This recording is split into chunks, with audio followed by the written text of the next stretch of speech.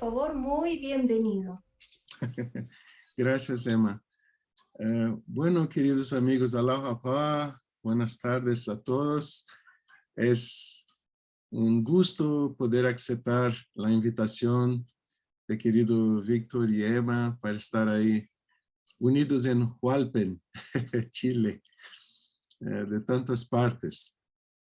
Y por también estar enfermo de COVID varias veces ahí, por mucho tiempo tuve que retrasar esta invitación y ahora finalmente estamos juntos. Y ellos solicitaron una presentación sobre la certeza de la paz mundial.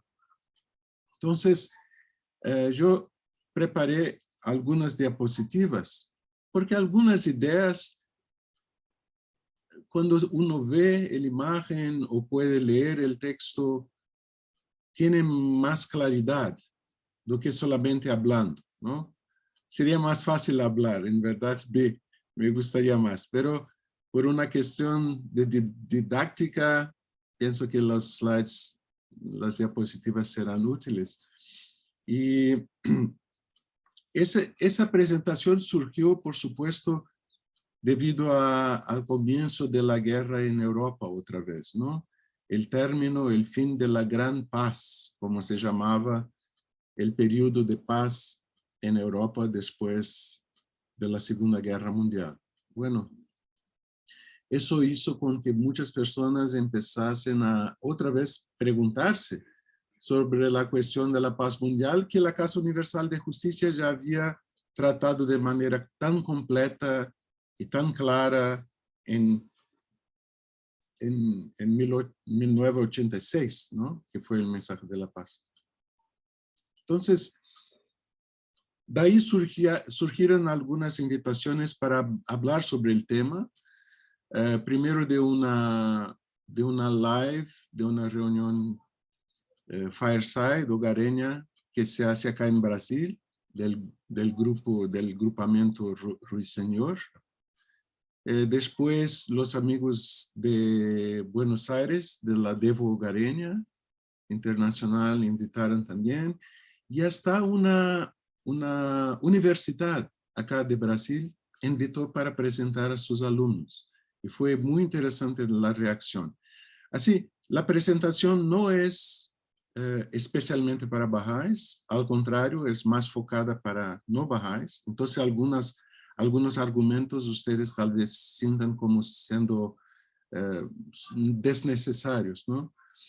Pero el objetivo es básicamente enseñanza de la fe a través de este recorte de la paz mundial. Entonces yo voy a compartir con ustedes, creo que en 30, 40 minutos yo puedo presentar todo para ustedes, más o menos corrido, y después podemos ahí intercambiar ideas, si les parece. ¿Está bien?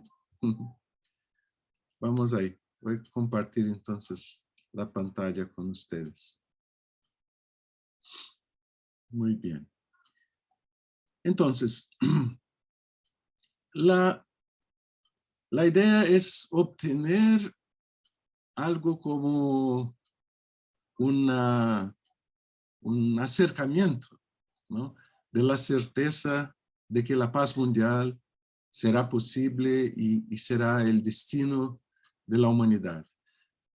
Puede parecer una presunción, ¿no?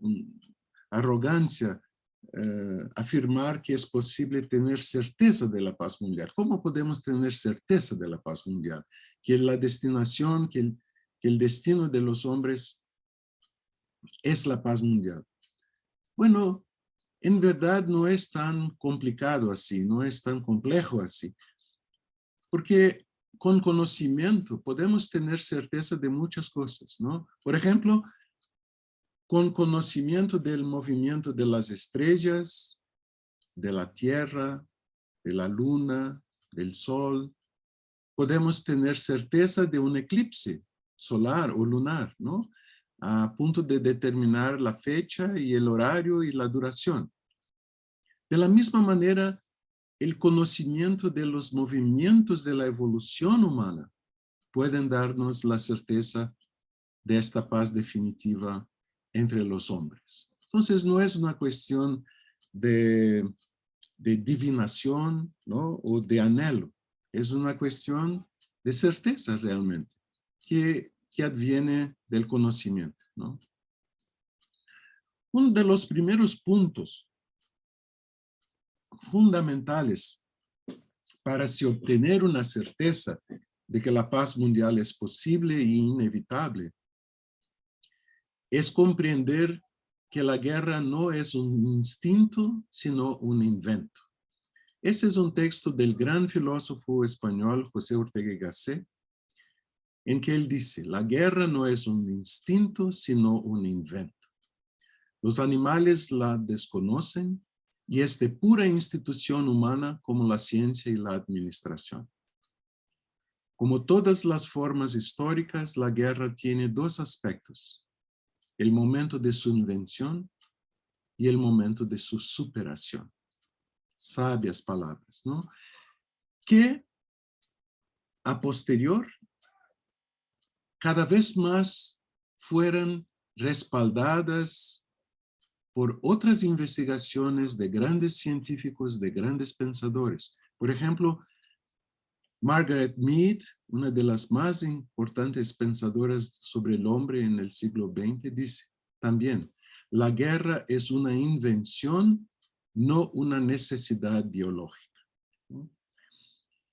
Y más recién hay una proclamación, la famosa proclamación de Sevilla o el manifiesto de Sevilla sobre la violencia, promulgado por UNESCO, ¿no? La institución de las Naciones Unidas para la Cultura, en que un grupo de especialistas científicos internacionales dice con clareza, proclamamos que la guerra y la violencia no son una fatalidad biológica.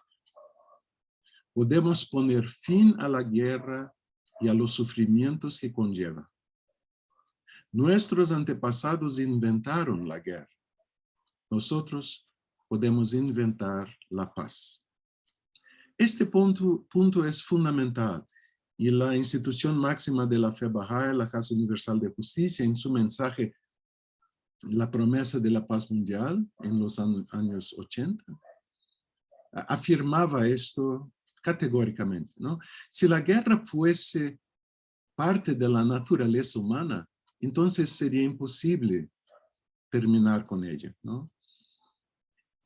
Por supuesto, el hombre tiene la violencia en su naturaleza, así como tiene la dulzura, ¿no? Pero la guerra no es parte de esta naturaleza. La guerra es una creación, es una institución, ¿no? La violencia humana puede ser disminuida, controlada, pero no eliminada de todo, porque es parte de la naturaleza humana. Pero la guerra no es parte de la naturaleza humana y así puede ser extinguida. En general, la historia humana, la epopeya de los hombres sobre el planeta, parece una gran confusión en la cabeza de las personas, ¿no? Incluso de los historiadores.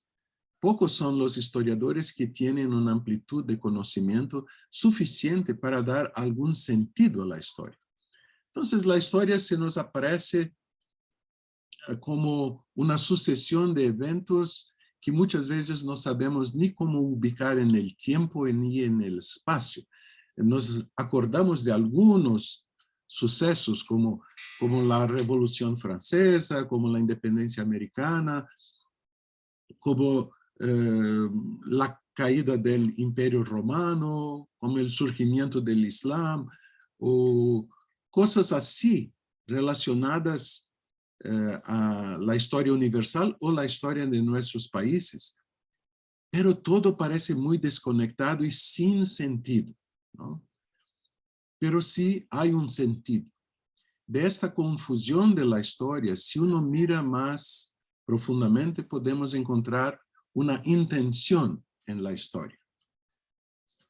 Así es que en toda esa gran multitud de sucesos, a lo largo de miles de años, podemos perceber con clareza una evolución de las instituciones sociales y de la paz.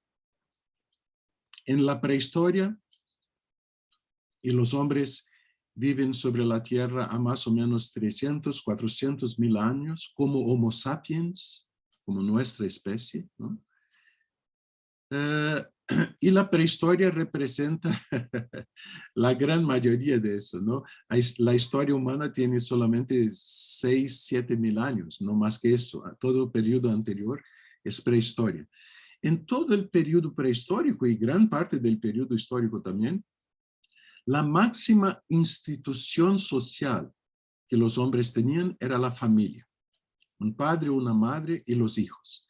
Eran grupos de cazadores-colectores de 20, 25 personas que caminaban por sus sitios buscando alimento, colectando, ¿no? Cosas del ambiente y cazando animales, básicamente, para su supervivencia, ¿no? Cuando una familia encontraba otra familia, ¿qué hacían? Guerra. Buscaban exterminarse mutuamente porque disputaban un mismo ambiente, ¿no?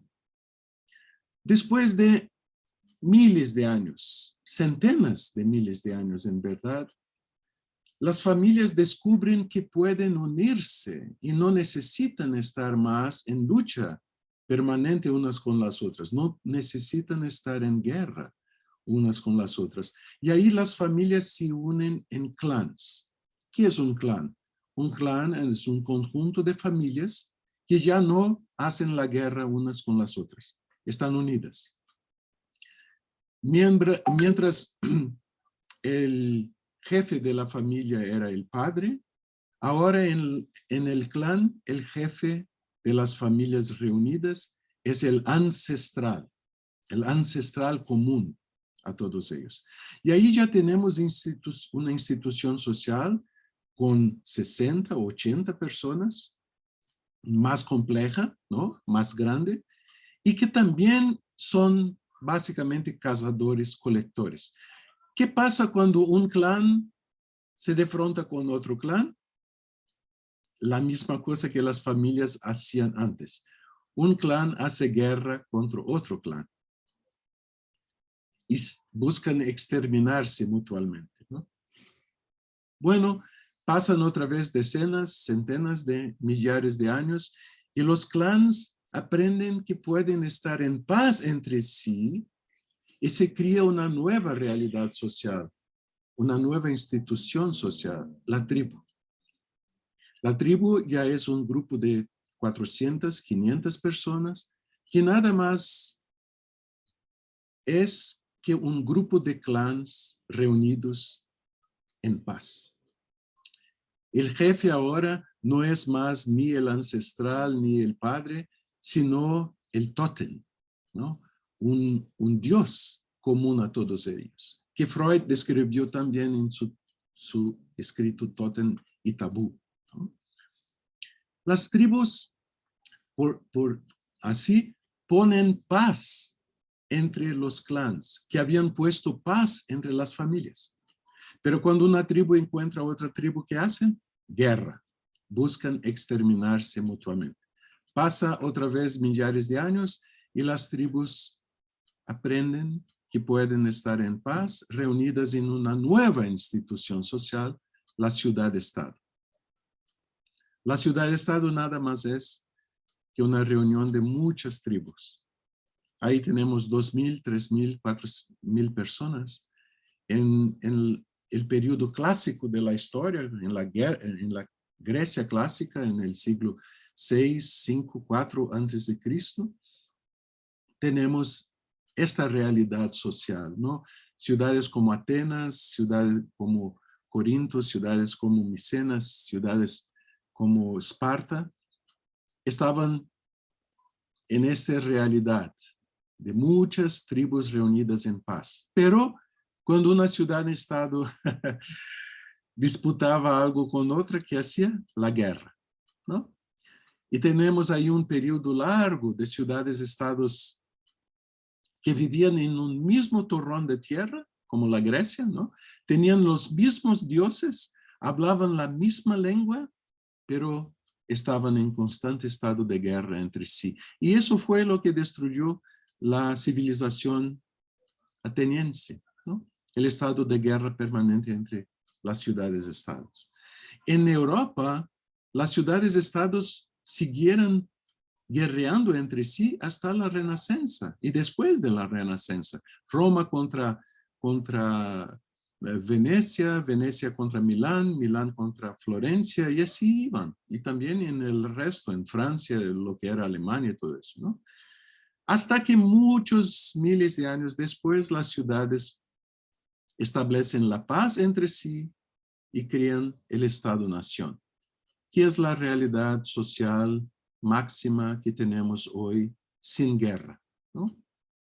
En el Estado Nacional, las ciudades aprenden que no pueden hacer la guerra una contra las otras, porque el Estado Nacional las une en paz, ¿no? Esa es la institución social en que vivimos hoy. Pero sabemos qué hace un Estado-Nación cuando enfrenta a otro: la guerra, ¿no? Pero la más simple lógica demuestra que la humanidad está subiendo en términos de unidad social y de paz, ¿no? Y la próxima frontera es el mundo. Y así como aprendemos a exterminar la guerra en cada una de las instituciones sociales anteriores, vamos también a aprender a eliminar la guerra entre las naciones y vivir en un mundo en paz. Aquí tenemos una cita tan hermosa del gran Charles Darwin, uno de los hombres que ha dado sentido a la modernidad, ¿no? Cuando nos dice: a medida que el hombre avanza en la civilización y las tribus pequeñas se unen en comunidades más grandes, la lógica más simple le diría a cada individuo que debe extender sus instintos sociales y simpatías a todos los miembros de la misma nación, aunque son personalmente desconocidos para él. Cuando se llega a este punto, hay solamente una barrera artificial que puede impedir que sus simpatías se extiendan a los hombres de todas las naciones y razas, ¿no? Entonces aquí Charles Darwin describe muy bien este proceso milenar en que los hombres van ampliando y tornando cada vez más ancho este sentimiento de unidad que empezó con la familia y que tiene como frontera final el mundo. De la misma manera, otro genio del siglo XX, Sigmund Freud, nos dice que la cultura es un proceso al servicio del amor, cuyo propósito es combinar seres humanos individuales y después de eso las familias, luego razas, pueblos y naciones, en una gran unidad, la unidad de la humanidad. ¿Por qué eso tiene que suceder? No lo sabemos, pero la obra del amor es precisamente esta. La necesidad por sí sola y las ventajas de trabajo en común no las podrían mantener unidas. Perdón que acá hizo falta una palabra: mantener unidas. Entonces, la necesidad por sí sola y las ventajas del trabajo en común no las mantendrían unidas. No, estaba bien. No las mantendrían unidas. Está bien. Muy bien. Así es que Freud dice que no sabemos por qué tiene que ser así, porque Freud era ateo, ¿no? Los que creen en Dios saben por qué tiene que ser así. Es que Dios desea que los hombres estén unidos en amor. Y por eso el amor actúa sobre los hombres, ¿no? Así que tenemos con clareza, si investigamos ese proceso histórico, que la evolución de la paz se ha dado durante miles de años de la historia humana y de la prehistoria humana, con la paz en la familia, con la paz en el clan, que eran las familias que no más hacían la guerra entre sí, con la paz en la tribu, que eran clanes que no hacían más la guerra entre sí, con la paz en la ciudad-estado, que era la pacificación entre las tribus, con la paz en el estado-nación, que es la pacificación entre las ciudades. La próxima frontera, la pacificación entre las naciones. Entonces tenemos un proceso en que se amplía la dimensión del amor entre los hombres. Esta más amplia dimensión de amor se constituye en instituciones sociales más amplias y complejas, y así se amplía la dimensión de paz. Ese proceso es muy claro y no puede ser menospreciado, ¿no? En una correspondencia que tuvieron entre sí en 1932, Albert Einstein y Sigmund Freud, una bellísima correspondencia que hacen entre sí sobre la guerra y la paz.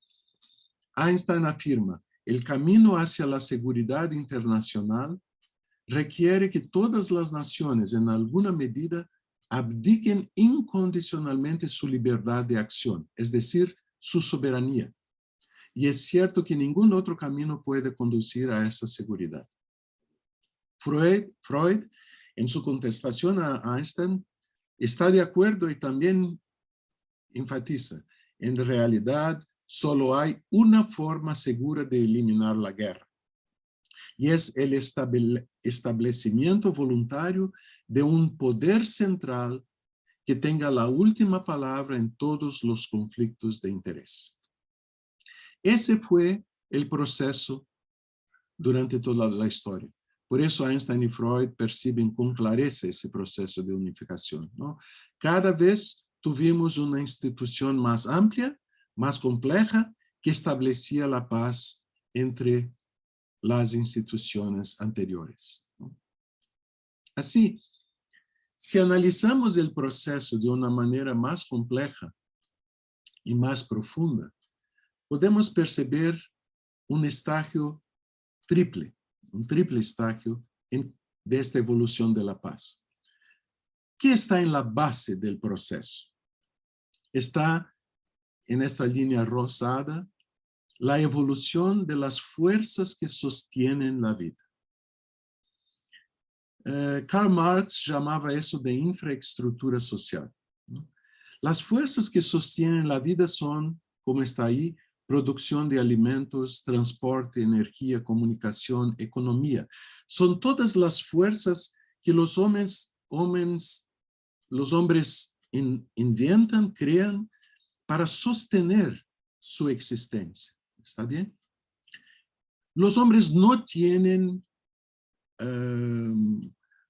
no se aferran a estas tecnologías. Básicamente son tecnologías, ¿no?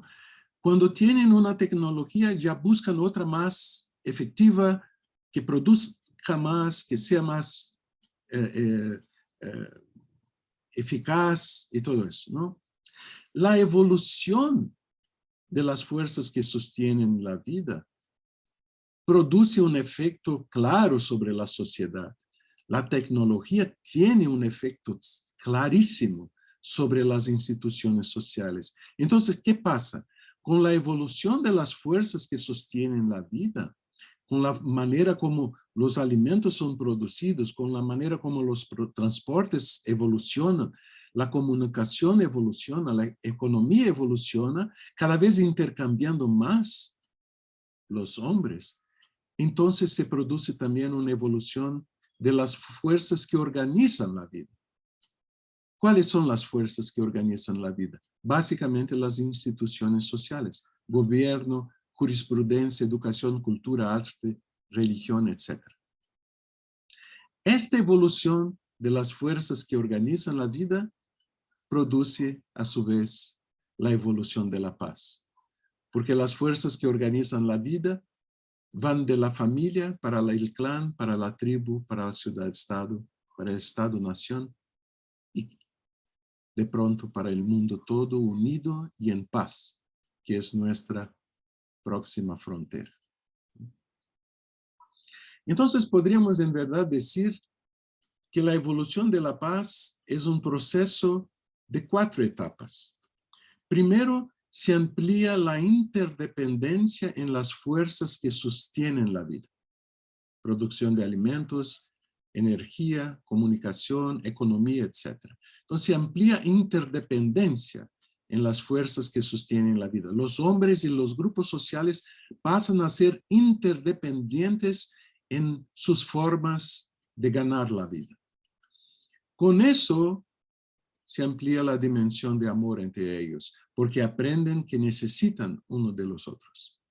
Con la ampliación de la dimensión de amor, se amplían la dimensión de las instituciones sociales. Y ahí vamos de familia a clan, a tribu, a ciudad-estado, a estado-nación, y vamos a un planeta unido en una federación un día.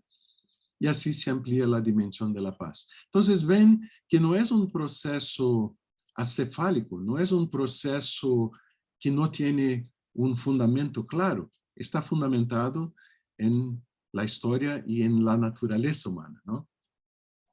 En general, nosotros no nos damos cuenta de cuánto el mundo ha cambiado en los últimos 150 años. No nos damos cuenta de cuánto la interdependencia de las fuerzas que sostienen la vida, bases de esa evolución toda, no nos damos cuenta de cuánto han cambiado estas fuerzas que sostienen la vida. Y por lo tanto, la repercusión extraordinaria de esta evolución, ¿no? Pero los siglos XIX y XX son cuantitativa y cualitativamente distintos de todos los 2000 siglos anteriores. Si ponemos ahí un periodo de 200.000 años para la evolución humana. Acá yo no traducí para el español, pero si en 1906 ustedes deseasen volar en un avión, podrían ir con el brasileño Alberto Santos Dumont, que voló a asustadores 5 metros de altura por una distancia asombrante de 50 metros en París. 50 años después, ya podíamos cruzar continentes con el de Havilland Comet, uno de los más elegantes aviones que se han planeado en la historia, pero que tenía el problemita de muchas veces explotar, porque las ventanillas no estaban bien ubicadas en el cuerpo del avión. En 2022 tenemos el Boeing 787 Dreamliner para cruzar océanos, muchas veces sin necesitar paros en la trayectoria, ¿no? Eso es extraordinario. Miren, 1906, siglo XX, era lo que teníamos, aquel aparato ahí que solo volaba a 5 metros de altura. Hablando de tecnología de computación, en 1951, el UNIVAC, el más poderoso computadora en la faz de la Tierra, costaba poco más de 12 millones de dólares y tenía un tamaño de 81 metros cuadrados de área. Pocas décadas después, en 2017, teníamos el iPhone X, que ya está superado también. Una mera comparación entre el iPhone y el UNIVAC demuestra que, por ejemplo, el precio, la última línea, el UNIVAC costaba 12 millones de dólares, mientras el iPhone costaba $1,000. O sea, 11, casi 12,000 veces más barato. ¿Y eso para qué? Ven el CPU clock. Para un aparato 1000 veces más rápido que el UNIVAC. Para un aparato con memoria de 3.6 millones de veces más grande que el UNIVAC, que ocupaba 82 metros cuadrados. ¿Sí? Así es. El peso del iPhone es 41 mil veces menos que el UNIVAC. Miren, eso es absolutamente extraordinario. Cuanto a los coches, en 1885, si ustedes deseasen tener una Mercedes-Benz, eso es lo que tendrían. Un coche con 3 ruedas de carreta, ¿no? De carro de ganado. Al medio de las imágenes, Henry Ford, en 1903, no tenía todavía carros para venta. En 1904, la primera multa de infracción de velocidad fue dada a ese simpático señor, Harry Myers, en Dayton, Ohio, porque dirigió a asombrantes velocidades de 19 kilómetros por hora. Un terror. Bueno, hoy día tenemos autos como el BMW iX, que tiene computadora dentro de sí mismo, que habla con el ocupante, ¿no? Así, la cosa es que si vemos la historia de la humanidad y si percebemos los cambios de las fuerzas que sostienen la vida, vemos que del siglo XIX para acá hubo un cambio absolutamente extraordinario, que nosotros en general no miramos, no vemos. Este gráfico acá viene del Centro para Estudios Integrativos de la Universidad de Nueva York, en Buffalo. Este gráfico tiene muchas informaciones en sí mismo. Yo no voy a entrar en todos los detalles. Después ustedes analizan. Yo voy a pasar después para Emma y Víctor las diapositivas que ahora estoy presentando a ustedes. Yo voy a pasar a ellos el PDF. Ustedes pueden después mirar con calma, ¿no? ¿Qué tenemos acá? En la línea horizontal tenemos una evolución del tiempo. Antes del año 0, del nacimiento de Cristo, cada centímetro son 1000 años. Después del año 0, hasta el año 1900, cada centímetro son 100 años. Y desde 1900 hasta el año 2000, cada centímetro son más o menos 20 años. Por lo tanto, este gráfico es un gráfico distorsionado, distorcido, ¿no?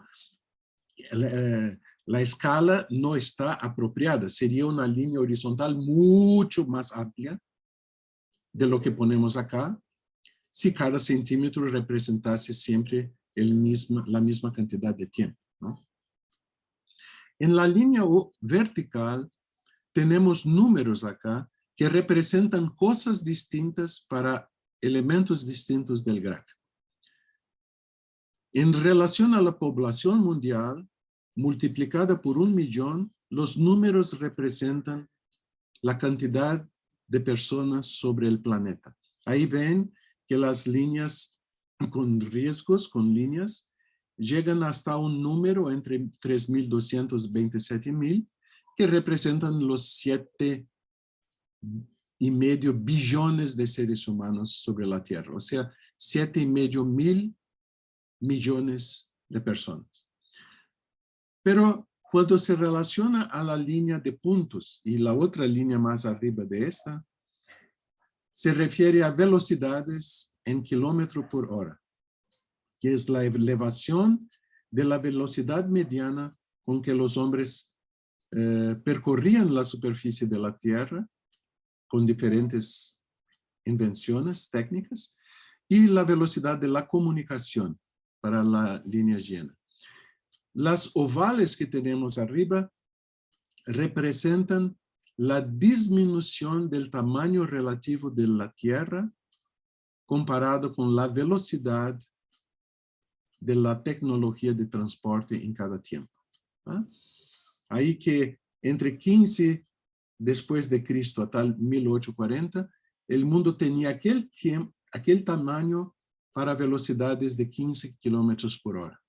En 1980, con el transporte supersónico, el mundo quedó como un punto, solo un punto. Eso representa la evolución de las fuerzas que sostienen la vida. Si la escala de aquel gráfico no estuviera distorsionada en el tiempo, lo que íbamos a tener básicamente, tanto para la población humana como para las velocidades de transformación de la tecnología, íbamos a tener una línea horizontal hasta el medio del siglo XIX, cuando de pronto tendríamos una línea vertical. Eso sabemos debido a la revelación del Bab y de Baha'u'lláh.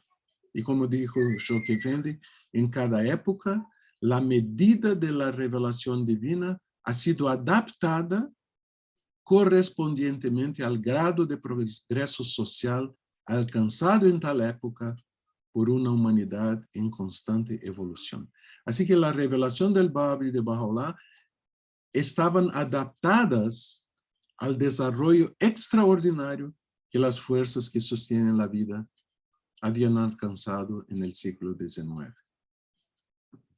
Por eso, Abdu'l-Bahá, el hijo de Baha'u'lláh y su sucesor en la alianza de Baha'u'lláh, dice, en épocas pasadas, aunque fue establecida la armonía, debido a la ausencia de medios, la unidad de toda la humanidad no pudo ser alcanzada.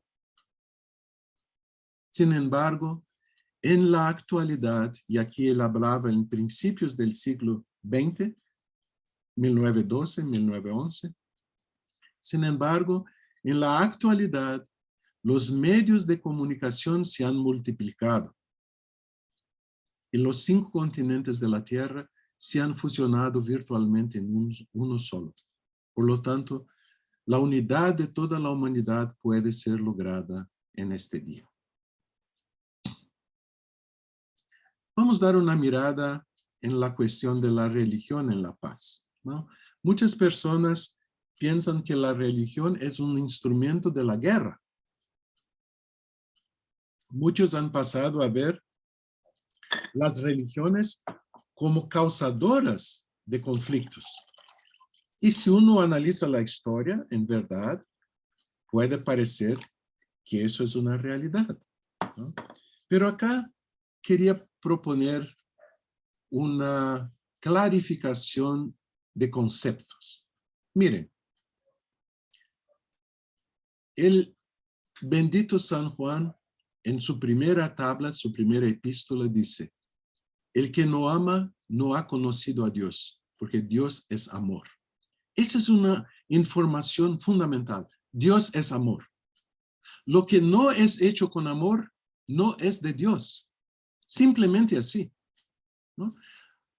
Si uno analiza todas las religiones mundiales, uno puede ver que todas ellas tienen como centro, como eje, lo que es llamado la regla de oro, ¿no?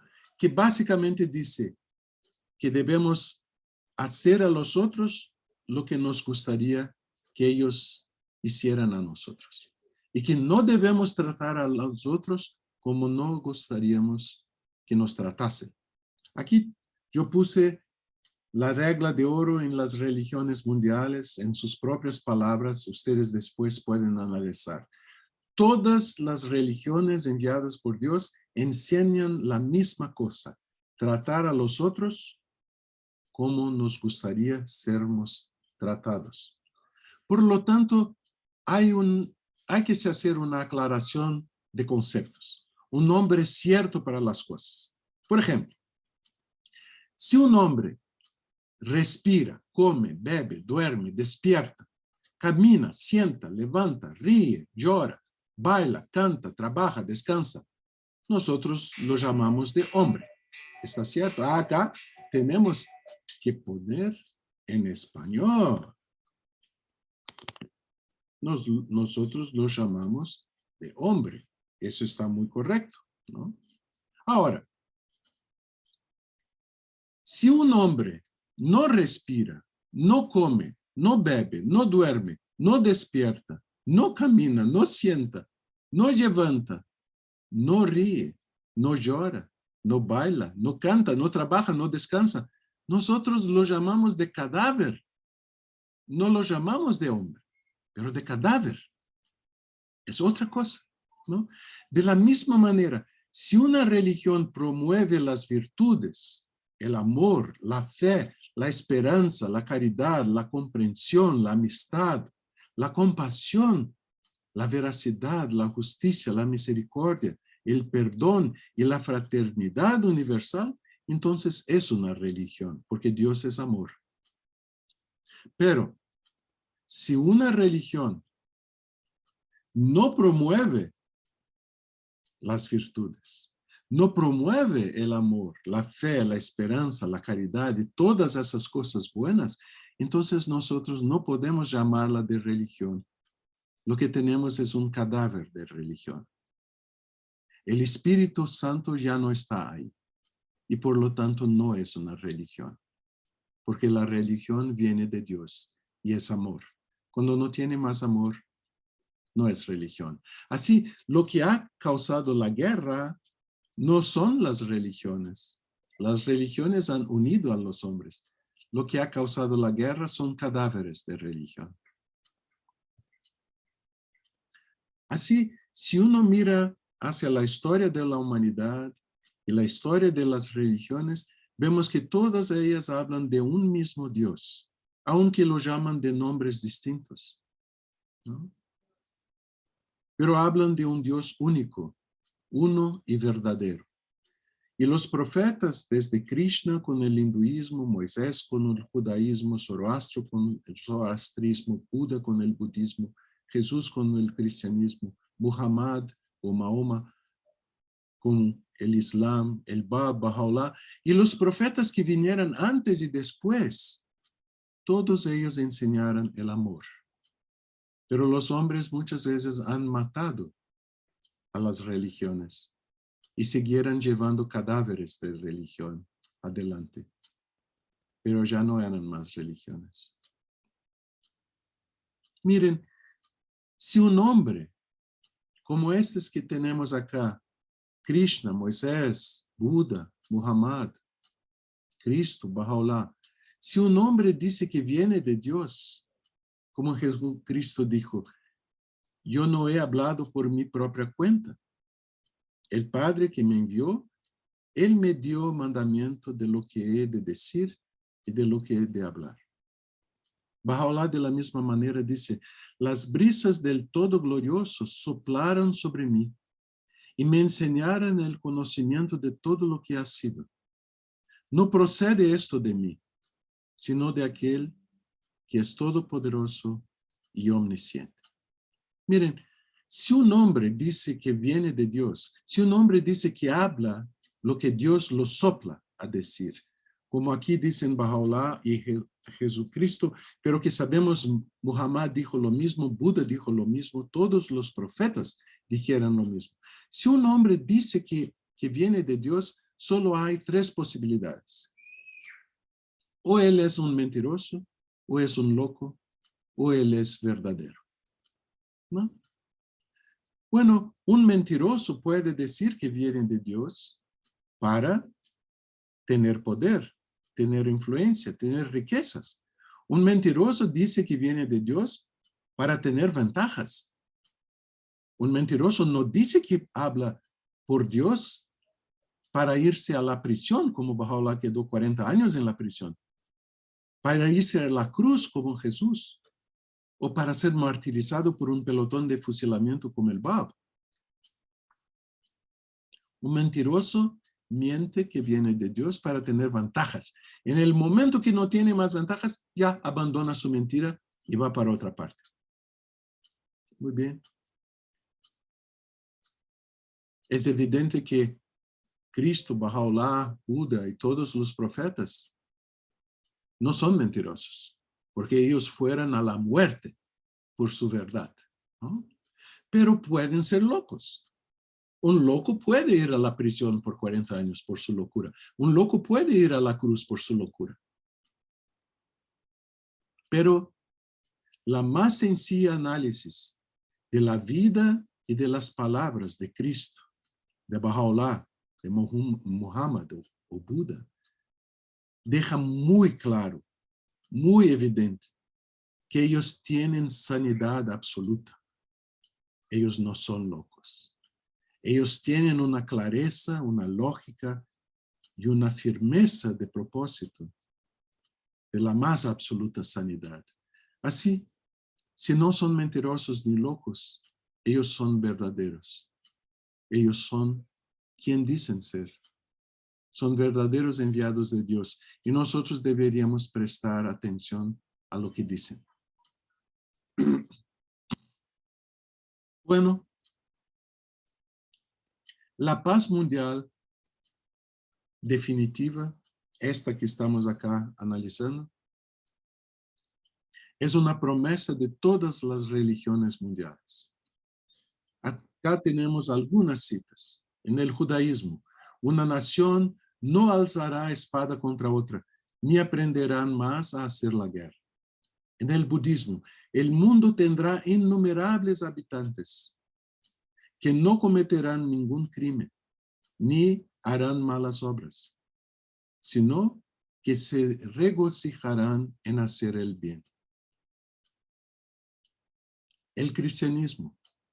Entonces vi un cielo nuevo y una tierra nueva, porque el primer cielo y la primera tierra habían pasado y el mar ya no existía más. Enjugará Dios toda lágrima de los ojos de ellos, y ya no habrá más muerte, ni habrá más llanto, ni clamor, ni dolor, porque las primeras cosas ya pasaron. En el Islam, que no haya disputas entre ustedes y nosotros. Dios nos hará un solo pueblo, y a Él nos volveremos.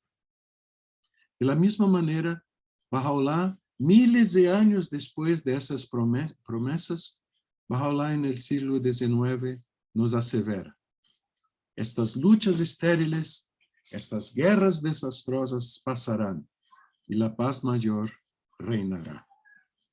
Baha'u'lláh dice que en el pasado la paz mundial no era posible por la falta de instrumentos, porque las fuerzas que sostienen la vida de los hombres no tenían la capacidad de unir la tierra entera, pero hoy día tienen. Así, Baha'u'lláh ha recibido una revelación ininterrupta de Dios por 40 años. Es absolutamente extraordinaria la misión profética de Baha'u'lláh. Absolutamente extraordinaria.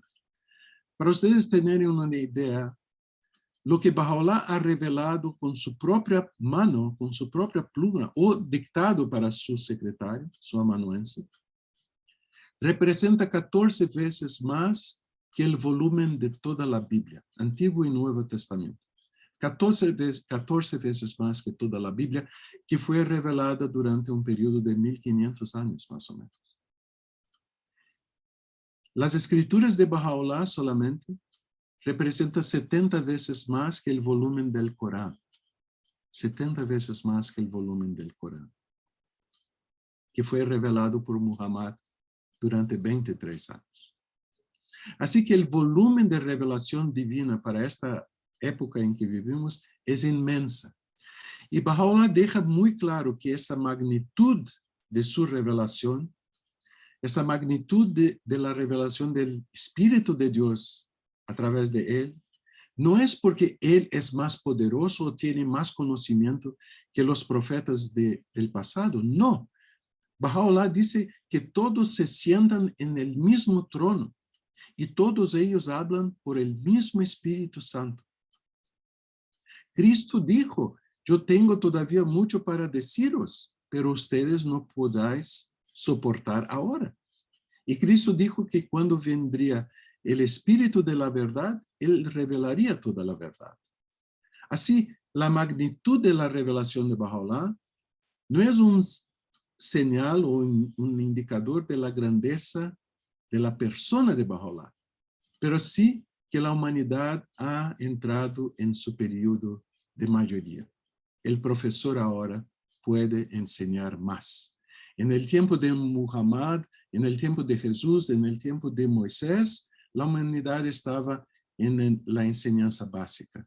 o la enseñanza mediana. Hoy puede ingresar en la universidad.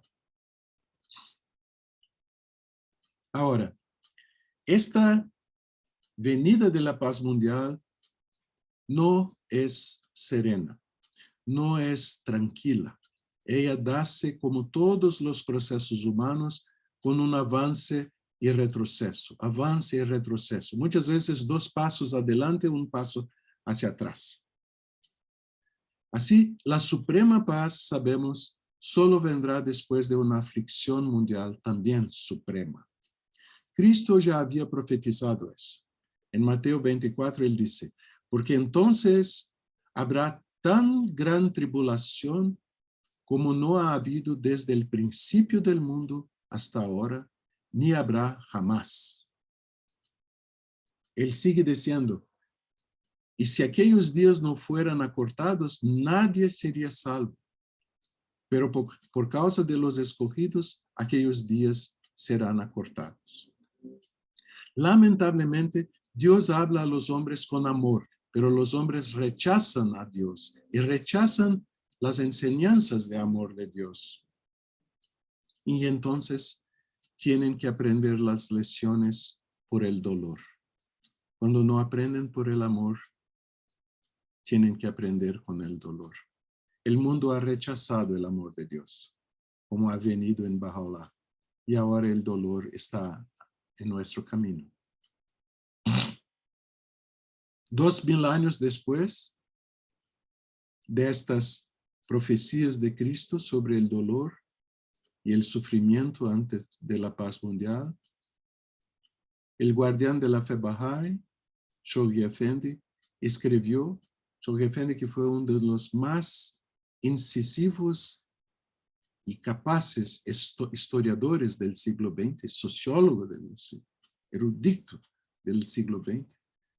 Él escribió, ¿quién sabe si para que una concepción tan elevada tome cuerpo, concepción esa que es la paz mundial, quién sabe si para que una concepción tan elevada tome cuerpo, un sufrimiento aún más intenso, que ninguno que haya experimentado deberá ser infligido a la humanidad. Parece muy poco probable que una revolución tan fundamental, que involucra cambios de tan grande alcance en la estructura de la sociedad, pueda ser lograda a través del proceso ordinario de la diplomacia y de la educación. Solo tenemos que volver nuestra mirada hacia la sangrienta historia de la humanidad para advertir que tan solo una intensa agonía mental y física ha sido capaz de precipitar esos cambios trascendentales que constituyen los más grandes hitos en la historia de la civilización humana. Así, queridos, cuando ponemos esta evolución de las instituciones sociales que van agregando cada vez más una dimensión de paz de un estado a otro, eso parece un proceso muy tranquilo y lineal, pero nunca ha sido. Mientras algunos estaban buscando la paz en el clan, algunos seguían luchando por la disputa entre las familias. La misma cosa, aunque hoy día hay personas que luchan por la paz entre las naciones, hay otros que quieren seguir con el Estado Nacional absolutamente independiente y con capacidad de hacer la guerra contra quien quiera. ¿No? Así, el proceso nunca ha sido tranquilo. Él siempre ha sido un proceso de sufrimiento. Y para la paz mundial, el sufrimiento tiene que ser mundial. Y nosotros ya estamos en el comienzo de esto. Estamos muy claramente en el comienzo de lo que Baha'u'lláh ha llamado la calamidad suprema. Ahora, en esos momentos de desesperación, tenemos que tener una clareza, otra clareza más.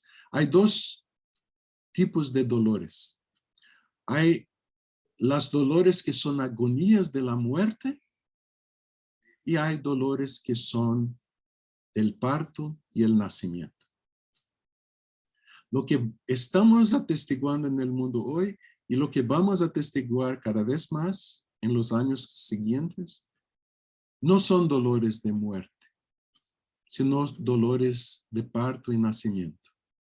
Una nueva dimensión de paz que va a brotar entre los hombres. Una paz del mundo entero, entre todas las religiones, todas las naciones, todas las razas, todas las culturas. Y eso porque Dios ha otra vez enviado al mundo un profeta con su palabra y con el poder del Espíritu Santo para transformar el mundo.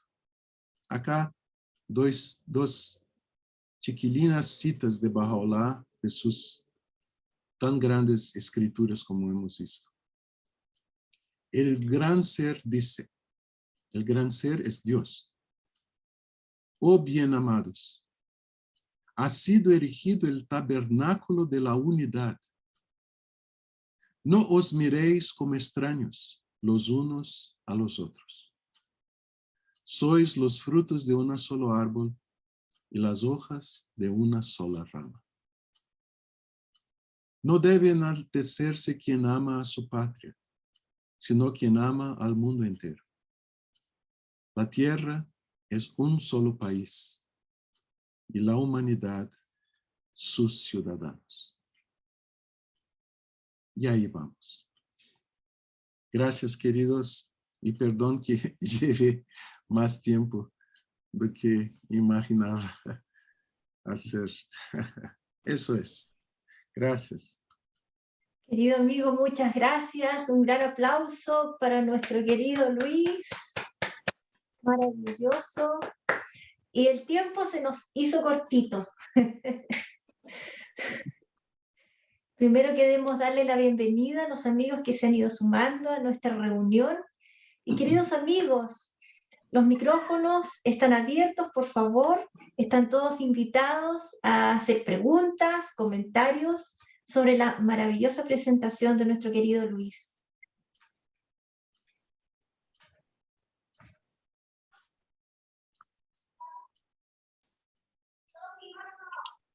¿Alguna pregunta? Yo creo que todos quedamos embelesados. Nuestro querido David levantó la manito. Sí, primero quiero agradecerte. Era una presentación, ¿qué es la palabra? Magistral. me encantó. Yo tengo una pregunta que no es justo, porque tú eres un ser humano nomás. ¿Qué piensas tú? ¿Cuán cerca estamos a esta calamidad suprema que habló Baha'u'lláh? Ajá. Bueno, exacto, David. Nosotros no somos profetas, ¿no? Para saberlo. Pero solo analizando el desarrollo de las cosas humanas, como podemos mirar en la historia reciente del siglo XX o algo así, es muy claro que tenemos poco tiempo. En cuestión de 10 años, el máximo 20 años, vamos a ver el mundo totalmente cambiado. Totalmente cambiado. Con seguridad. Y digo más, para más de mitad de la humanidad, la gran calamidad ya llegó. En Brasil tenemos más de 33 millones de personas que pasan hambre todos los días. 23 millones con hambre en Brasil. Imagínate. Entonces, ¿cómo no va a poder atesorar las platas, oye? Tienen que tratar de fijar sí o sí las cosas. Querida Iris, ¿puedes apagar un segundito tu micrófono, por favor? Oh, disculpa, no me di cuenta que estaba abierto. No, yo no sabía. Pensé que David había cambiado su voz, de pronto, así. Entonces, David, no sabemos, pero todos señales son muy claros, ¿no? Yo sugiero a ustedes que tengan curiosidad de conocer la manera como el gran plan de Dios se hace, porque sabemos, hay el gran plan de Dios y al plan menor, más chico de Dios, ¿no? El gran plan de Dios se hace de una manera majestuosa y, como el guardián dice, con instrumentos que solo Él posee. Busquen en YouTube un documentario de la pesquisa del doctor David Keyes. Keyes como llave. Después yo escribo en el chat para ustedes. Dr. David Keyes. Y ustedes pueden ver, buscar en el YouTube como el año 536 como el peor año de la historia. ¿Okay?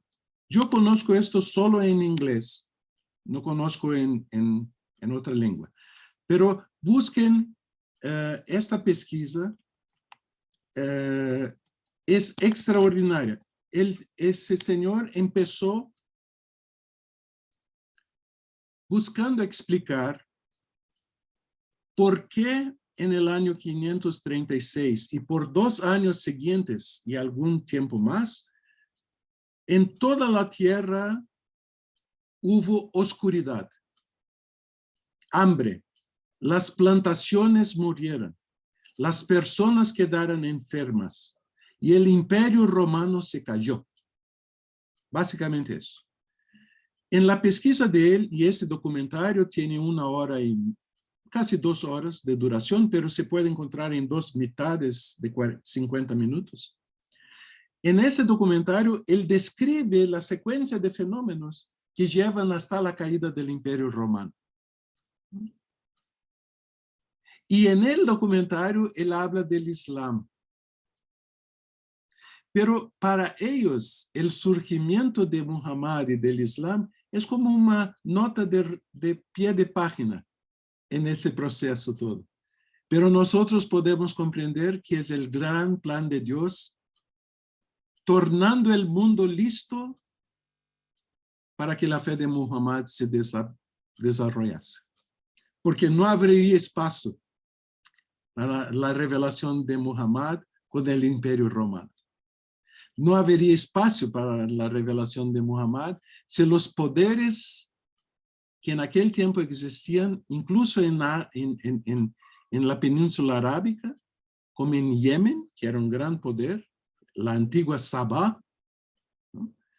Si estos poderes no se caían todos, y se cayeron, en un suceso de eventos aparentemente desconectados entre sí, pero que se culminaron produciendo un cambio total en el mundo en 50 años, para que la revelación de Muhammad pudiera surgir. Lo mismo nosotros vamos a ver con la mayor calamidad. El guardián dijo cierta vez que los Estados Unidos iban a dormir ricos y despertar pobres. El guardián dijo también que África ayudaría a recrear la Europa. O sea, los poderes que hoy vemos muy bien establecidos van al derrumbe. Y Baha'u'llah dice, solo entonces el ruiseñor se escuchará cantar, ¿no?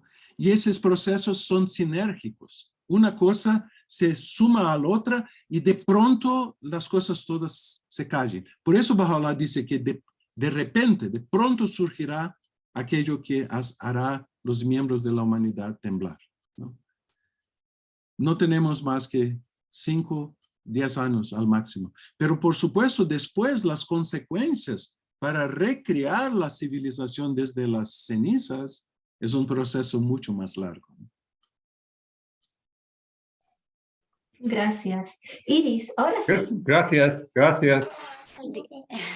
Por nada. Gracias, felicitar. No habló un profeta, David, habló un historiador, Claro. por favor. Don Luis, felicitarle por la charla. Yo no había tenido oportunidad de participar en este devocional los días lunes, pero ahora por un horario que se me acomodó, me dio esta opción y agradecía que entré justo a una charla que me encantó, que es la suya, Y aparte de eso, quiero una pregunta. La verdad es que no me quedó bien claro si me pudiera repetir ese pasaje que dice que Dios es amor, algo así, que todo lo que no se hace con amor no es de Dios.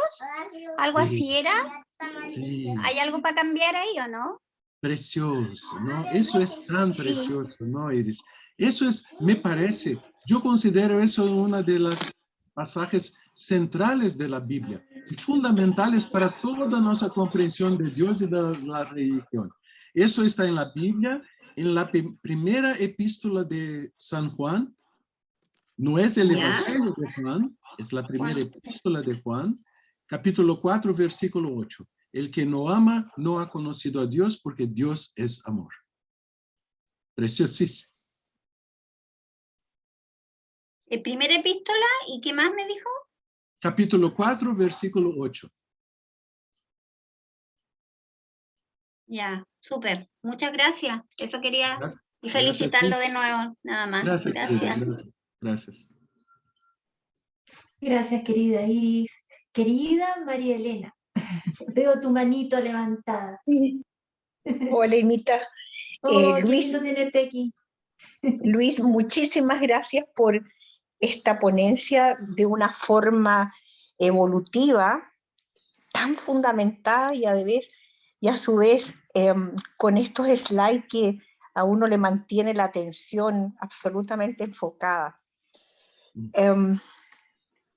Es un elogio, pero bien merecido. Gracias. Te quería preguntar, ¿te parece a ti en esta etapa, ¿no?, de la fe, que estamos en este plan de 9 años partiendo, ¿te parece que pudiera ser un nuevo impulso volver a entregar el escrito de la Casa Universal de Justicia sobre la promesa de la paz mundial, como se hizo antaño, que se entregó a las gobernantes y las autoridades que llevan las instituciones sociales y políticas de cada gobernanza, como una manera de reactivar esto y a su vez tener como un piso nuevamente actualizado para los discursos elocuentes de la sociedad a lo cual estamos llamados. Que cada uno de nosotros, aunque sea algo muy breve en nuestras conversaciones significativas con los amigos, pongamos el tema de que la paz no solamente es posible, sino que es inevitable, y salgamos de esta catástrofe de que todo es guerra, sobre todo ahora que estamos viendo algo muy dramático. Entonces, en ese negativismo que es como desesperanzador, como poner de nuevo esto como un manifiesto importante. Eso a nivel, incluso como digo, de uno a uno, pero con mayor razón, por ejemplo, en las universidades, en los estudiantes de humanidades, de filosofía, de derecho, de tanta carrera técnico-profesional, que esta mirada pudiera ser renovadora, porque no la han conocido. Exacto. No hay duda, querida María Elena, no hay duda. Yo siento que cada vez más la promesa de la paz mundial será un instrumento para nuestra enseñanza. Tenemos que compartir con los simpatizantes, tenemos que otra vez estudiarla, porque los elementos fundamentales están ahí, ¿no?, de construcción de la paz. Y vamos a ver personas desesperadas, absolutamente desesperadas, porque no comprenden que los dolores son de parto, piensan que es de muerte, ¿no? Entonces tenemos que alientar muchísima gente, tenemos que alientar nuestros corazones, porque vamos a ser afectados también, ¿no? Pero saber con seguridad, y por eso me parece que esta pesquisa del Dr. David Keyes es tan fundamental. Yo no sé si yo puse acá en el chat otra vez, el libro que él escribió en inglés se llama Catastrophe. Tal vez ya esté traducido al español, en portugués no tenemos, ¿no? Pero esa pesquisa me parece tan fundamental, porque cuando el Guardián habla del plan mayor de Dios y la manera que Dios tiene de cumplir su propósito, como solo Él tiene, eso son solo palabras. Pero cuando miramos este documentario, vemos la actuación de Dios sobre las cosas en la tierra de una manera tan pedagógica que es increíble. Y eso nos ayuda a tener una perspectiva de las cosas que nosotros mismos vamos a enfrentar. Pero no hay duda, las promesas de Baha'u'lláh, de amor, de paz, de fraternidad y la promesa de la paz mundial de la Casa de Justicia van a tener cada vez más significado y van a tener cada vez más audiencia.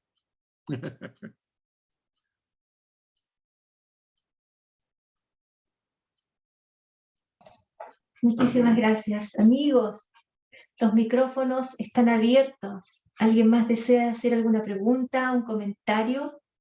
Una felicitación a nuestro querido Luis. Gracias, gracias, gracias, gracias. Como Baha'u'lláh dice en pasajes de los escritos, creo que una de las más hermosas pasajes de Baha'u'lláh, si es posible haber una pasaje más hermosa de Baha'u'lláh, pero por lo menos yo siento que es un pasaje que es como una vacuna contra el yo, una vacuna contra el ego, ¿no? Cuando Baha'u'lláh dice, todo que es bueno viene de Dios y todo lo que es malo viene de ustedes mismos. Así es, sí. Querido David, nuevamente. Well, no, nadie está haciendo preguntas, así que voy a hacer otro.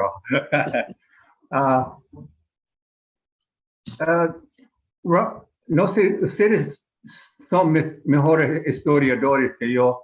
La Primera Guerra Mundial, yo creo que empezó con un asesinato de Exacto. una realeza. Ok.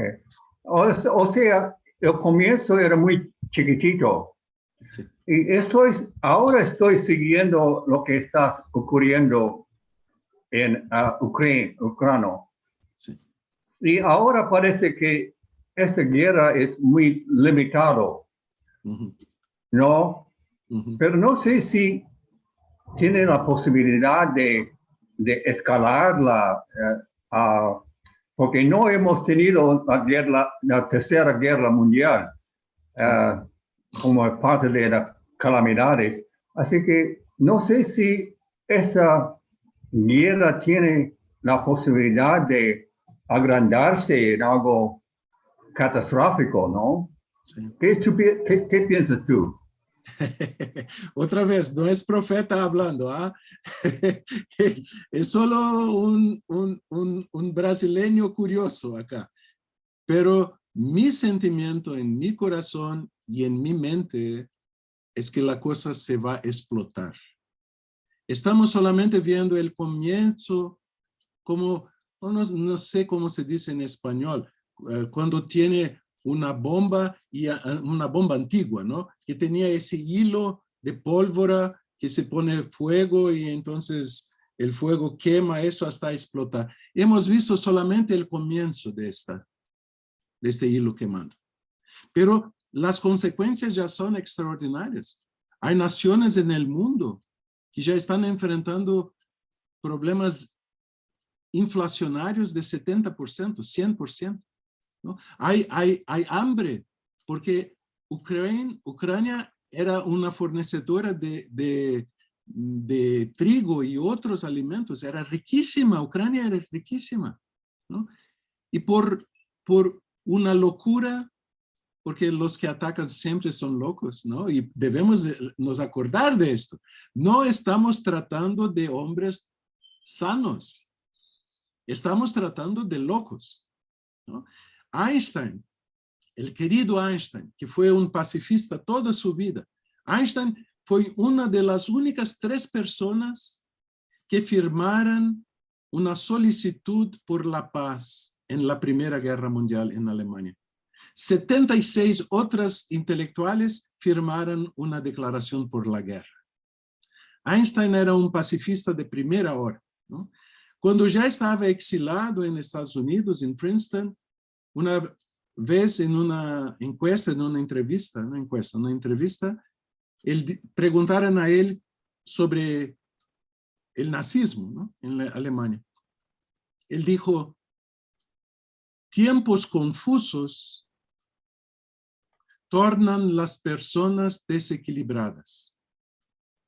Y entonces ellas siguen líderes desequilibrados. Tiempos confusos desequilibran las personas y entonces ellas van atrás de líderes que son desequilibrados. Vamos a ver eso cada vez más. Estamos viendo por toda la parte, ¿no? Y la situación se va empeorando cada vez más, mezclando con políticas narcisistas en las naciones, ¿no? Mezclándose con políticas nearsighted policies en todas las naciones, ¿no? Miopes en todas las naciones, ¿no? Y en pronto tenemos Suecia y Finlandia en la NATO, y de pronto vamos a tener tal vez Ucrania también, y ahí la locura empieza cada vez más, y de pronto alguien piensa que, bueno, si explotamos una bomba, vamos a ganar la guerra. Y de ahí entonces todas las bombas van a ser explotadas. El guardián en sus escritos habló sobre la quema de las ciudades, el incendio de las ciudades. Eso va a suceder. Tenemos miles de artefactos atómicos ya listos, dirigidos hacia las principales ciudades del mundo, listos.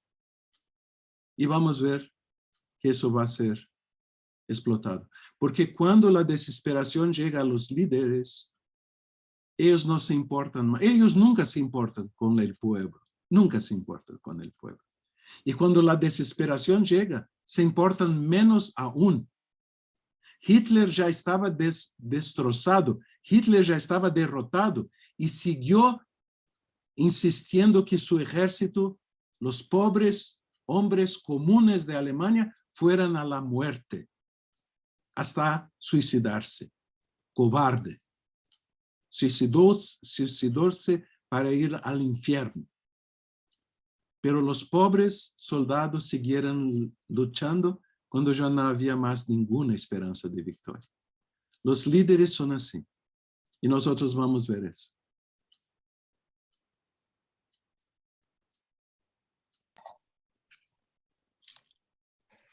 Gracias de nuevo.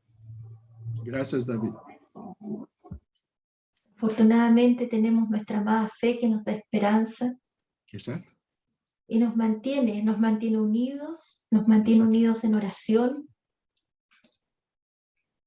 Y Exacto. creo que es lo que nos va a salvar de la locura. Exacto. Con seguro, con la dirección de la Casa de Justicia, mira cuántas cosas maravillosas están las comunidades bahá'ís haciendo en el mundo todo, ¿no? Esas conferencias, 10,000 conferencias para atraer personas, pensar con nosotros, percibir que podemos cambiar las cosas con amor, con unidad, ¿no? Estamos en la arca de la salvación, como en el tiempo de Noé. Estamos dentro de la arca y el mundo está se ahogando en el mar del sufrimiento. ¡Qué bendición! ¡Qué bendición! ¡Qué bendición! Querida María Elena. Sí, yo estaba queriendo compartir algo que he pensado, cómo estimular la mente y la creatividad de la industria cinematográfica para hacer producciones que apunten a la paz. Porque si nosotros vemos las películas de los niños, siempre hay competencia y siempre hay un triunfador y cada vez es con más violencia. Es violencia física, violencia tecnológica, violencia nuclear y los videojuegos también. Todo es luchar por algo y donde siempre la derrota es a través de extinción. Se extingue con fuego, se extingue con armas, se extingue con golpes, ¿ya? Entonces, yo digo, ¿cómo visualizas tú que pudiera generarse como una especie de contagio esperanzador como para eso? Porque uno sabe que la industria hace lo que se vende. Sí. Porque todo eso implica gasto y lo que se quiere es una inversión, es una empresa que traiga dinero. Entonces, de repente, como que no vende un mensaje para los niños, para la juventud respecto a esto. Vende mucho más este contexto actual que estamos realmente invadidos en la mente de los jóvenes y los niños. Los monos animados, hasta los dibujitos animados que antes eran educativos, eran muy educativos. Ahora no. Desde chicos imponen la competencia. ¿Se te ocurre alguna forma de cómo a lo mejor esta misma instrumento maravilloso de la promesa de la paz mundial pudiera de alguna manera hacerse como un compilado específico para justamente el arte de este tipo? Porque yo pienso, las clases de niños es una maravilla, los grupos juveniles es una maravilla y se está trabajando en eso, pero es así, es algo, es un porcentaje de este porte. Entonces, ¿cómo para acelerar el proceso? Catalizarlo. Exacto. Oh, María Elena, ojalá pudiéramos hacerlo, ¿no? Pero lamentablemente el mundo es como dices, ¿no? La matanza y la violencia tiene más público que el abrazo y el beso. Entonces, es ahí donde se ponen las fuerzas. Y el peor es que realmente hay un aspecto de desilusión y de fatalismo en las producciones hollywoodianas y otras sobre el fin del mundo, ¿no? Desde de la secuencia de, no sé cómo se llama en español, una secuencia de filmes en portugués se llamaba Mad Max, en inglés también, Mad Max. Es una visión apocalíptica del mundo post-guerra nuclear, ¿no? En general, los filmes tomaron desde los años 60, final de los 60, 70, tomaron esta dimensión apocalíptica y nihilista, que nada es posible, nada sigue, nada se logra hacer. El fin es así, ¿no? Hay pocos intentos en otra dirección, ¿no? Yo puse ahí en el chat un filme que me ocurre, La corriente del bien, así se llamaba en portugués, no sé en español o inglés. Pero es una historia muy hermosa de cómo una persona haciendo el bien contagia a otra persona, y ahí a otra persona, y ahí a otra persona. Es un filme muy encantador para ver con los niños y con los adolescentes, nosotros mismos, ¿ve? Pero sería interesante pensar en algunos filmes que existen por ahí y que puedan dar esta esperanza, pero no son muchos, ¿no? No son muchos. ¿La corriente del bien, dices tú? Sí, sí, La corriente del bien. ¿Es una producción en inglés? En inglés, sí, sí. En español es cadena de favores. Oh, qué bien, querido. Qué bien. Cadena de favores. Qué bien. Yo puse acá en el chat. Filme sobre contagio del bien. Exacto. Qué bien. Querido David. Yo soy el único que está preguntando, pero no importa ya. No importa.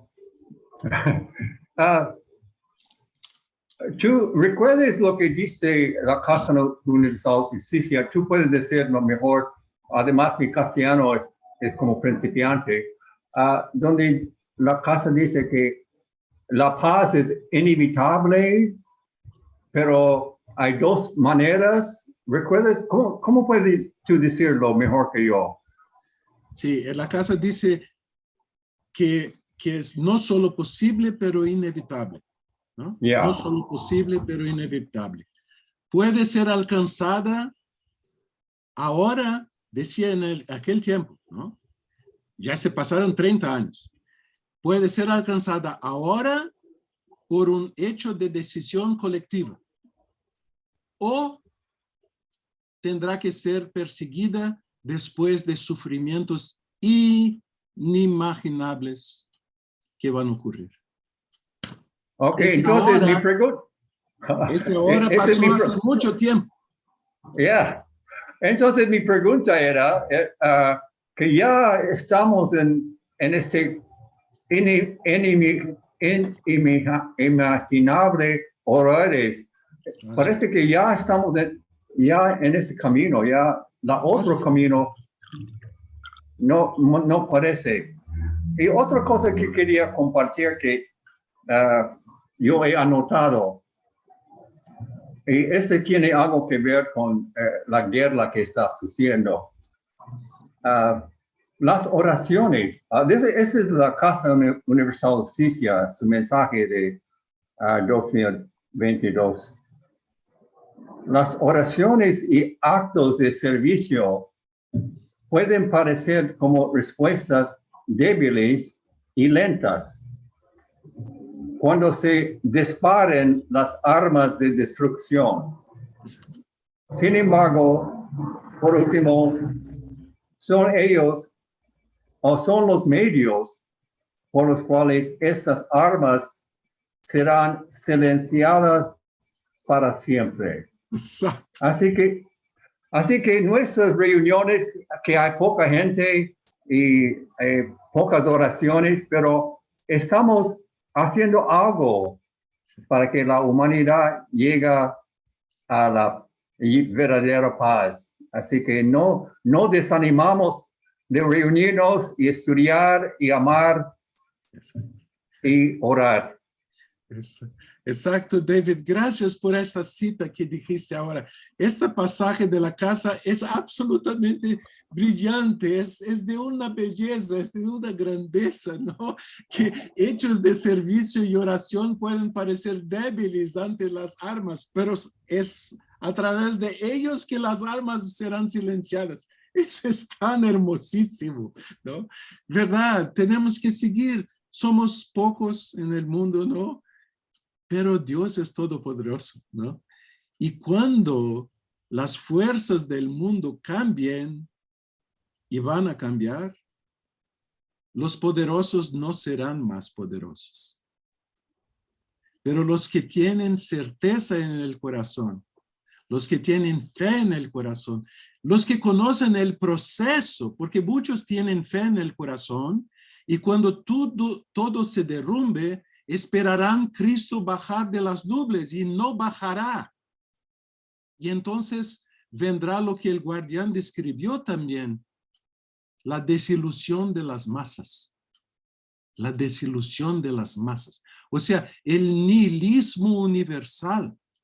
Y ya ocurre hoy día con los problemas sexuales en las iglesias, con la pedofilia, con los procesos de mentirosos que dicen hablar en nombre de Dios y hacen colección de Rolls Royce y de palacios.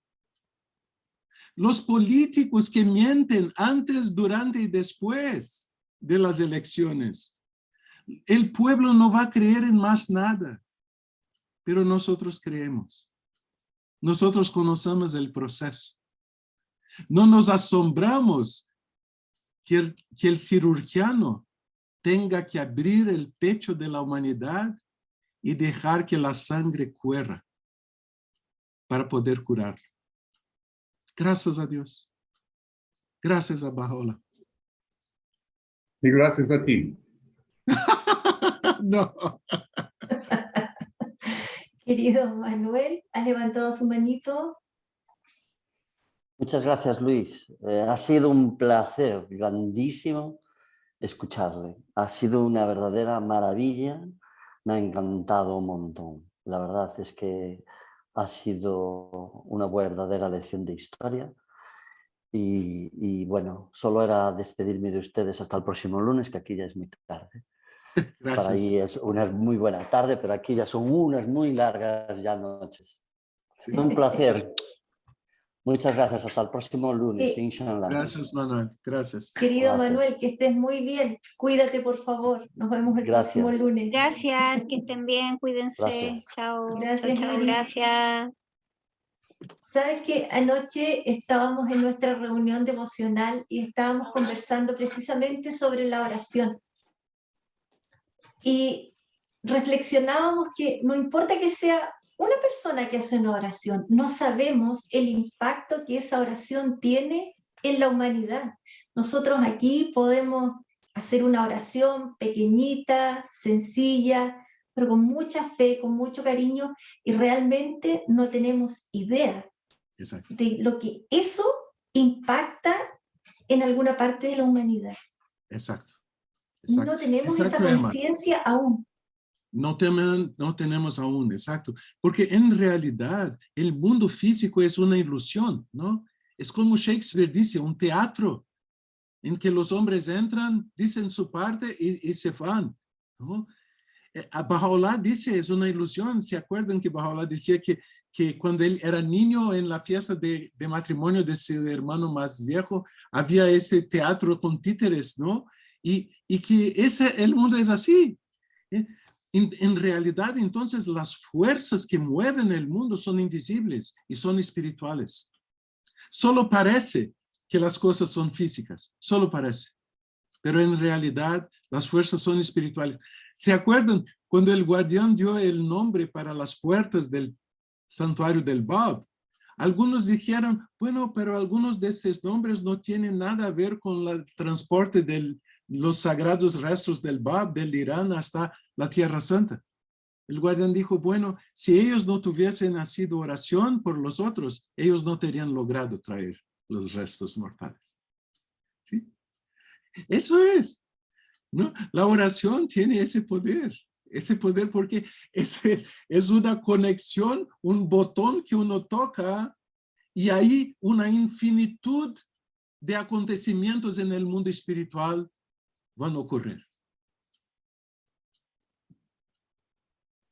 Me gustaría compartir lo que todos nosotros ya leímos mucho, pero yo creo que tiene algo mucho que ver con lo que estamos hablando. Donde Baha'u'lláh dice que en torno a mi siervo los versículos de Dios que ha sido recibido como son entonados por aquellos que se han acercado a él, para que la dulzura de tu melodía encienda tu propia alma y atraiga los corazones de todos los hombres. Siempre que alguien recite en la intimidad de su aposento los versículos de Dios ha revelado, los ángeles esparcidores del Todopoderoso difundirán por doquier la fragancia de las palabras emanadas de su boca y harán que palpite el corazón de todo hombre recto. Aunque al principio permanezca inconsciente de su efecto, sin embargo, la virtud de la gracia que le ha sido concedida debe necesariamente ejercer tarde o temprano influencia sobre su alma. Así han sido decretados los misterios de la revelación de Dios, en virtud de la voluntad de aquel que es la fuente de poder y sabiduría. Así que cada oración personal o devocionales juntos está afectando a los corazones de los hombres rectos. Y hay muchos hombres rectos ahora, ¿no? Así que no desanimamos. Así que no, nuestras oraciones no son débiles, no son lentas, así que son poderosas. Exacto. Muchísimas gracias a Luis y a los participantes, especialmente a Pedro, que durante mucho tiempo no lo había visto. Ahorita por fin lo veo en la pantalla. Y agradezco su excelente conferencia, me pareció excelente y quería aprovechar para despedirme. Tengo algún otro compromiso y si Dios quiere nos vemos el próximo lunes. Gracias, ¿Verdad? John. Gracias. Muchas gracias por acompañarnos y por supuesto que sí, nos vemos el próximo lunes. Nos vemos. Chao, chao. Gracias a todos. Un abrazo. Gracias, Querida María María Elena. Elena, un Gracias. abrazo grande. Chao, chao, muchas gracias, muy bonita charla. Gracias. Querida Gracias, José gracias. María, gracias por acompañarnos. Gracias, gracias, Emma. Envía, por favor, mi cariño a Víctor. Yo no sabía de la situación de sus ojos, ¿no? Casi todos los días lo intento hacer la oración larga de curación, pero no tenía su nombre en mi lista pero ahora ya estará. Muchísimas gracias.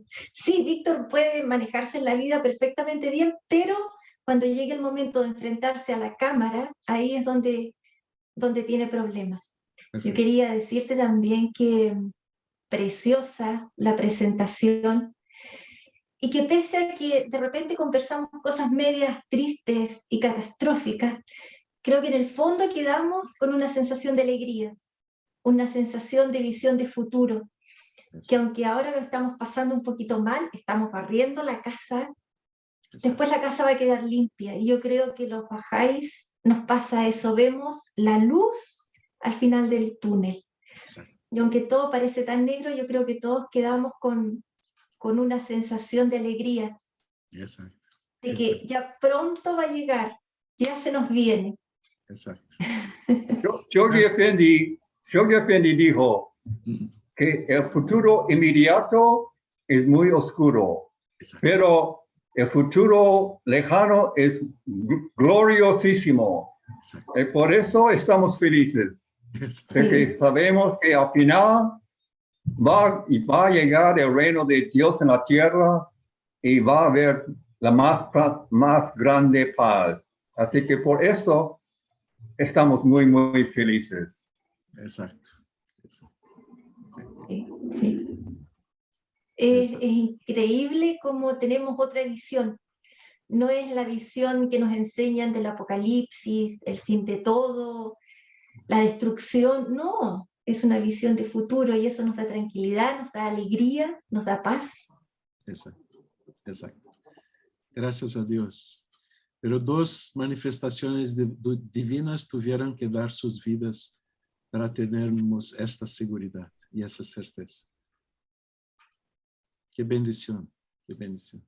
Gracias, Emma. Gracias a ustedes de Hualpen por la invitación de estar con ustedes ahí. Un gusto siempre. Querido Luis, para nosotros ha sido un placer tenerte en nuestra reunión. Estamos felices. Gracias. Y ojalá que se repita. Ojalá, sí. Que no sea la última vez. No, ojalá no. Y a los demás, Pedro, Les, Ruby, Sofía, gusto de estar con ustedes y nos vemos muy luego. Seguimos viendo, David. All right, all right. Hasta luego. Hasta luego. Les amo mucho. Gracias. También. Gracias. Chao, Gracias. amigos. Muchas gracias Chao. por acompañarnos. Chao. Cuídense mucho, por favor. Sí. Gracias, Emma. Gracias, Emma, querida. Gracias. No. Gracias a ustedes, querido Pedrito. Cuídate Tamek, mucho. Emma. Tamek, Pedrito.